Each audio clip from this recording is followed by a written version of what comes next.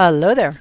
Today I'm going to show you how I made a custom butcher block vanity top for this 30-inch vanity that I purchased off of Facebook Marketplace. So the first thing I had to do was make myself a template. Used a simple piece of 1/2-inch drywall, cut it to the general dimensions that I wanted, and then I tweaked the edges so everything was scribed in nicely. Now I opted to make this first cut on this butcher block a little bit long, like by about 1/8 of an inch, only because I wasn't sure of how it would cut, and oh my goodness, I was so grateful that I did that.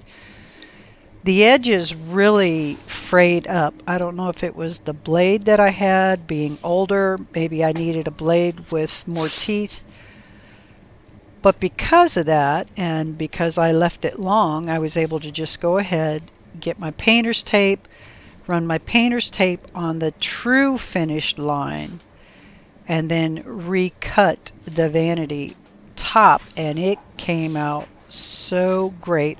No complaints whatsoever.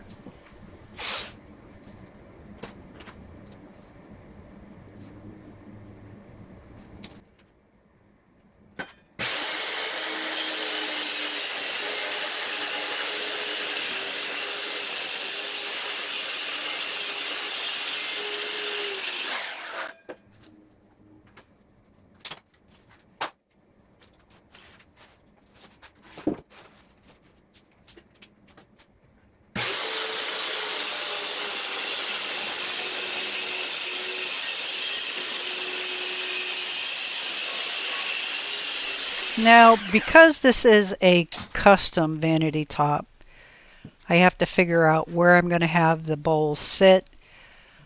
The one thing I know for a fact is they sit exponentially higher than a regular sink. The height of the vanity with these bowl types of sinks that sit on top, they're not very stable.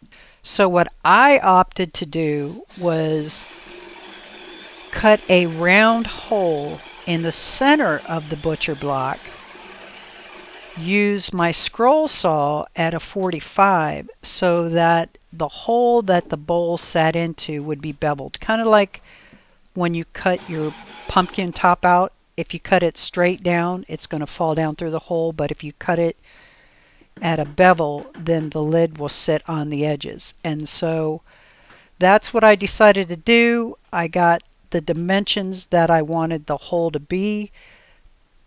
That way I would have a nice display of this bowl sink above the butcher block, but it would be enough of a recess that once I put a bead of caulk around the hole, the sink actually would be secured into the countertop hole. This video is just going to be the actual customization of the vanity top, and next week's video will be actually of me permanently installing, caulking the sink in place, connecting the water lines in, and the plumbing underneath the sink.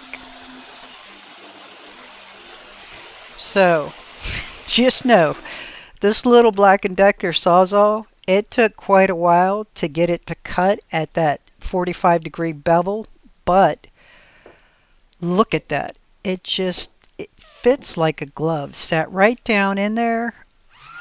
Was really tickled with how great it came out.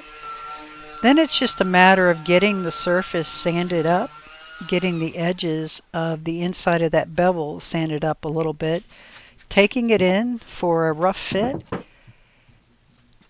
and look at that. Oh my goodness, it really came out just so cool. I was so happy with it. So once I knew it was where it needed to go, I got the general placement of where I was going to put the faucet. Started drilling the hole for the faucet from the one side, flipped it over, so going back through on the back side I wouldn't have frayed edges. And then the faucet just went right straight down through the hole, and I was able to reverse the nut so it fed up through the hole. Oh my goodness, it really came together. I was just so tickled with how it came together. And now you'll just get kind of a finished look of the vanity top dry-in setting. And next week I will actually show you the complete installation and the finished butcher block top. Alrighty then, I want to thank you all for stopping by. Have an absolutely wonderful and blessed day.